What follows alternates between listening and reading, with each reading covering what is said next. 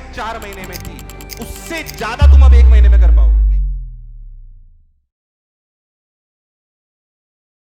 3 मई से पहले कम से भी कम 30 टेस्ट देने चाहिए। मैं मान के चल रहा हूं कि अब आप रोज 10 घंटे, क्लास खत्म होते ही 10 घंटे आप रोज क्या करोगे? रिवाइज और टेस्ट, रिवाइज और एग्जाम में ये माइंडसेट लेके मत जाना कि मेरे 720 में से 720 आ रहे आएंगे या 680 आएंगे, 690 आएंगे, 700 आएंगे। क्या लेके जाना है कि मैं अपना बेस्ट दूंगा और जो सवाल मुझसे नहीं हो रहा वो किसी और से भी। क्या मेरी बात क्लियर है? नहीं लग रहा मैं सुंदर? तू तो बोले ही मत। और ब्यूटी पार्लर है मैडम? तो मैडम को भी मैं सुंदर ही लगता हूं। तेरे को लगता है मैडम को मैं सुंदर नहीं लगता? अरे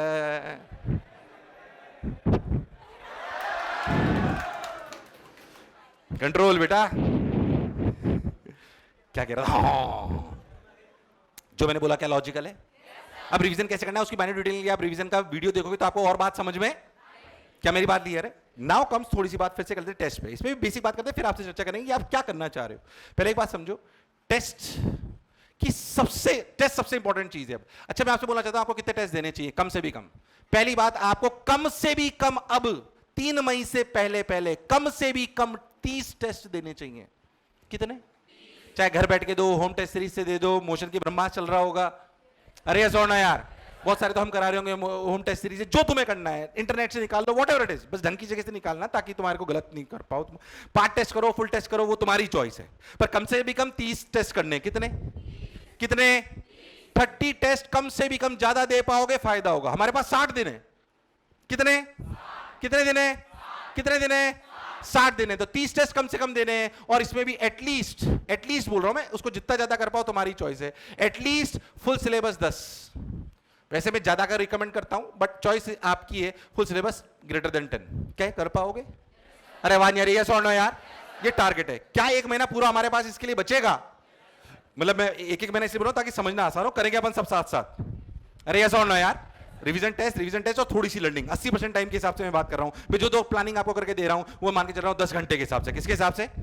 10 घंटे से। 2 घंटे में मानो तुम्हारा कोई लर्न और प्रैक्टिस पुराना रह गया है, बैकलॉग रह गया है, क्या कंप्लीट हो जाएगा?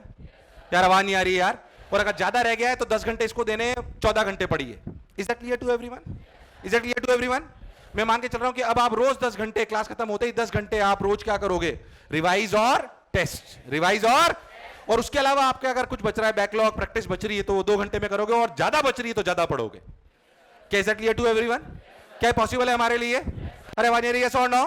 फिर मैं कह रहा हूं मैं आपको अननेसेसरी बिना लॉजिक के मोटिवेट करने नहीं आया हूं, काम की बातें बताने आया हूं। अगर जो मैंने कह रहा हूं वो तुमने कर लिया तो तुम्हारा मन कहेगा कि हाँ ये लॉजिकल बात है, हमें सिलेक्शन से कोई रोक। वापस टेस्ट की बात आती है, तो 30 से ज्यादा टेस्ट देने। अच्छा टेस्ट देना इंपॉर्टेंट है, पर उससे भी ज्यादा क्या इंपॉर्टेंट है, ये मैं बार बार बोलता हूं, please do not miss this part. इसमें 4 स्टार है तो इसमें जितने चाहो उतने लगा लो।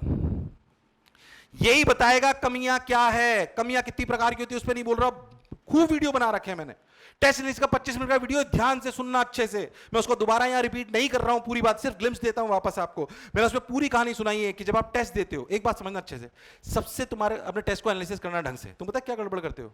तुम ध्यान देना कि टेस्ट में तुम्हारे 3 टाइप के सवाल हैं, या तो राइट होते हैं, अरे यस और नो, या रॉन्ग होते हैं, या अनअटेम्प्टेड, यस और नो। इसमें मैंने पूरी कहानी सुनाई है, इसको यहां नहीं सुना रहा हूं दोबारा, इसकी दूसरी बात बता रहा हूं आपको। राइट, रॉन्ग और अनअटेम्प्टेड, इसमें कितने टाइप के होते हैं? R1, R2, R3, इसमें W1, W3, इसके 5 तरह की वैरायटी है। उसको मैं यार एक्सप्लेन नहीं कर रहा हूं, नहीं तो फिर आधा घंटा निकल जाएगा। क्या सब लोग देख लेंगे यार? आवाज नहीं आ रही है? यस और नो यार? क्या ईमानदारी से आज सब लोग जाके देखेंगे? पक्की बात? तो मैं उसको यार रिपीट नहीं कर रहा हूं, ठीक है? उसको ढंग से अनुसरण करेंगे उस बात का।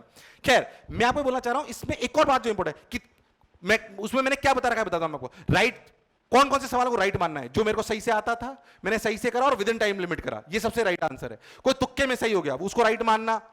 कोई ऐसा सवाल जो राइट तो हुआ पर समय, उसके लिए क्या करना है सब बताया मैंने उसमें। रॉन्ग भी कितने प्रकार के होते हैं, सिली मिस्टेक्स कितनी प्रकार की होती है, क्या करना चाहिए, उस बात को पूरा अच्छे से वहां पे मैंने समझाया। उसको आपको ध्यान में देना है।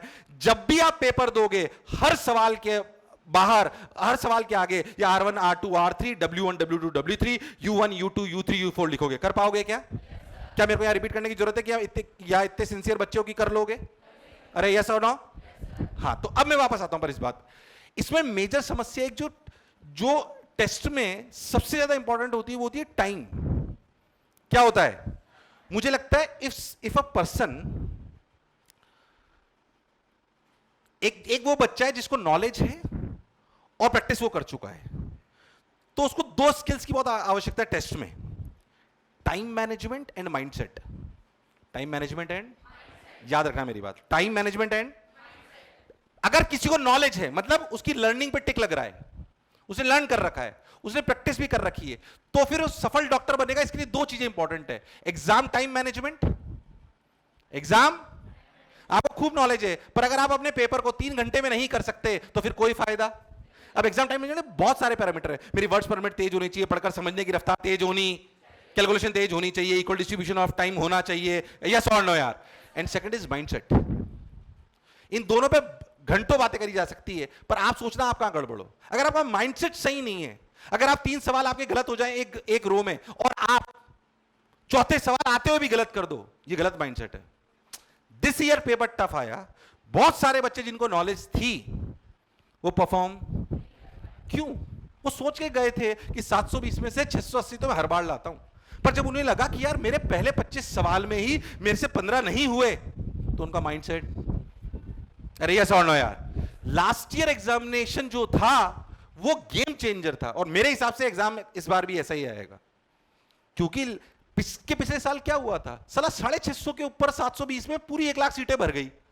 How you will differentiate which student will go to AIIMS and which will go to the normal medical college? अरे यस और नो यार। So the differentiation of IQ between students is very less. अगर आप लॉजिकली भी सोचोगे, आपको 24 लाख बच्चों में से 1,18,000 सीटें एमबीबीएस की निकालनी है, तो कम से भी कम 450 से लेकर 700 बीच में नाचनी। जो लास्ट ईयर का पेपर आया था वैसा ही पेपर आने की उम्मीद है। हाँ, पिछली बार कुछ इन्होंने फालतू के सवाल डाल दिए थे जो बहुत ज्यादा टफ हो गए थे, जैसे रेडियस ऑफ कर्वेचर का एक सवाल डाल दिया which is out of syllabus. But मैं सिर्फ ये बोलना चाहता हूं, एक बात आपको बोलना चाहता हूं, एग्जाम में ये माइंडसेट लेके मत जाना कि मेरे 720 में से 720 आएंगे या 680 आएंगे, 690 आएंगे, 700 आएंगे। क्या लेके जाना है कि मैं अपना बेस्ट दूंगा और जो सवाल मुझसे नहीं हो रहा वो किसी और से भी। क्या मेरी बात क्लियर है? ताकि तेरे 2 सवाल गलत भी हो जाएं तो तुझे डर। अच्छा, माइंडसेट में बहुत सारे हड़बड़ी हो जाती है, और 15 मिनट निकल गए,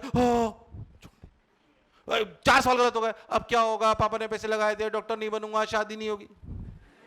हाँ हाँ, ऐसे ही सोचता है बच्चा भाई, आपको पता नहीं पड़ता। आप कभी ऑब्जर्व करके देखना कि एग्जामिनेशन में आपने पता नहीं क्या क्या सोचा था।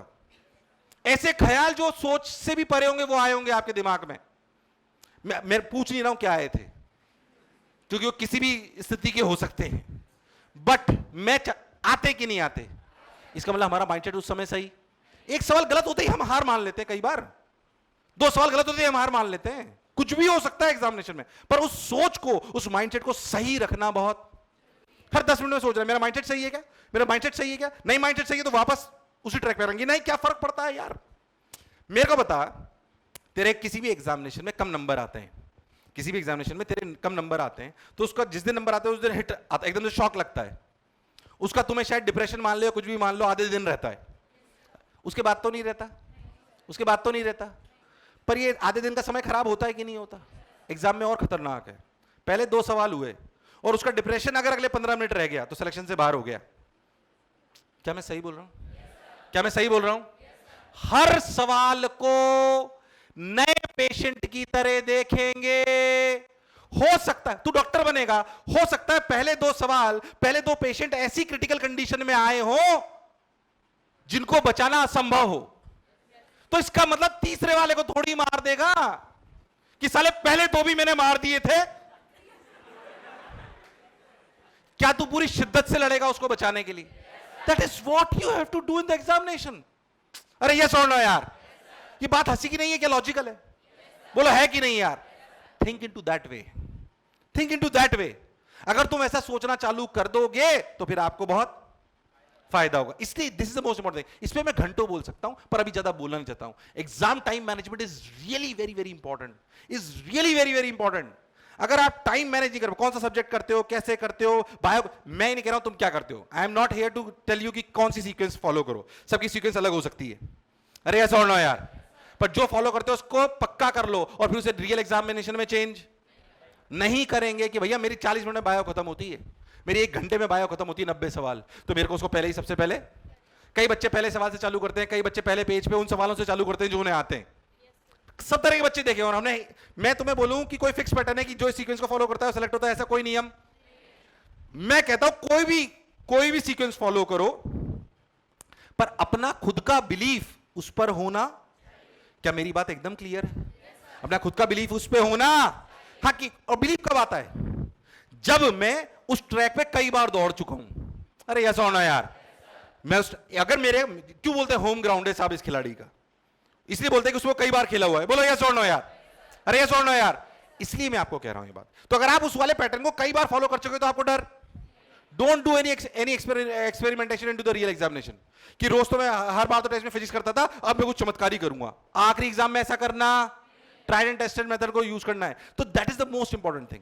अब ये आपका खुद का है, इसके लिए हम आपको टिप्स एंड टूल्स दे सकते हैं, but you are the one who will analyse कि आपको क्या करना है। क्या मेरी बातें याद में रखोगे यार? आवाज नहीं आ रही है, यस और नो यार? जो मैंने इतनी देर बोला बेकार तो नहीं जाएगा? इसके लिए पूरा टेस्ट एनालिसिस के लिए मैंने बहुत ढंग से वीडियो बना रखा है, उसे प्लीज ढंग से देखना। एक बात मैं आपको और बोलना चाहता हूं, इन दोनों बातों को बहुत ढंग से ध्यान में रखना। कम से कम 30 से ज्यादा टेस्ट देने हैं।